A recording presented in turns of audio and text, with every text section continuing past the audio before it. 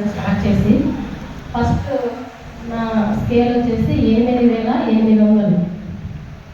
నా ఈ జర్నీలో 10 years అయింది కదా.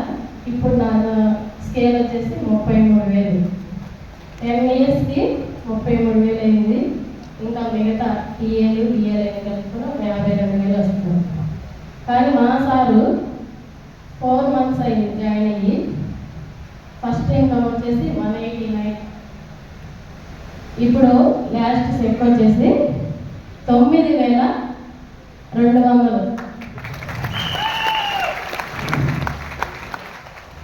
అంటే నాకు 33,000 తీసుకోవడానికి 10 years పట్టింది.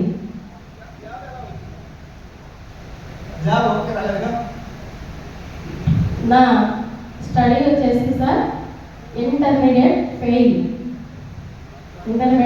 అయిన తర్వాత నాకు ఏ జాబ్ రాదని కన్ఫర్మ్ అయిపోయింది. అప్పుడు నేను బిజినెస్ చేయాలని అనుకునేదాన్ని. కానీ అంత చిన్న వయసులో నా వల్ల కాదు కదా. కానీ మనీ అమౌంట్ కూడా కావాలి. మరింత అమౌంట్ ఉంటేనే బిజినెస్ ఏదైనా చేయగలను. తర్వాత ఇంకా పోలీస్ కానిస్టేబుల్కి సెలెక్ట్ అవ్వచ్చు అని క్వాలిఫికేషన్ ఉంది అని అనుకున్న తర్వాత 9 years కష్టపడ్డాను సార్.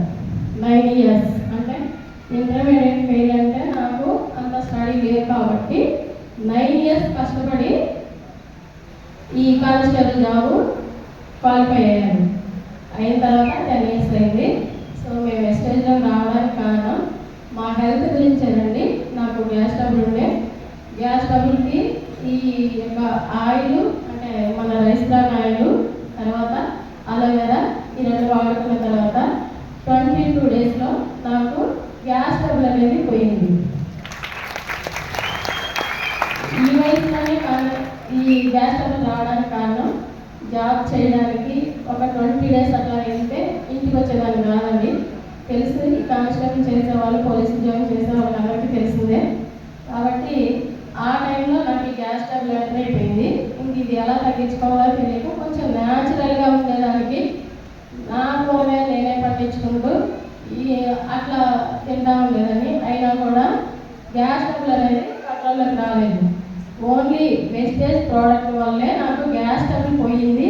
ఈరోజు నేను చాలా హ్యాపీగా ఉన్నాను. సో మా సార్కి ఫుల్ సపోర్ట్ చేద్దామని ఈ కానిస్టేబుల్ జాబ్కి చైల్డ్ కేర్ లీవ్ ఈ 10 సంవత్సరాల్లో నేను ఎప్పుడు పెట్టలేదండి. ఈ వెస్టేజ్లో చేద్దామనేసి 1 month సెలవు పెట్టాను. 1 month లీవ్ తీసుకొని ఫుల్ టైం వెస్టేజ్లో మా సార్కి సపోర్ట్ చేద్దామని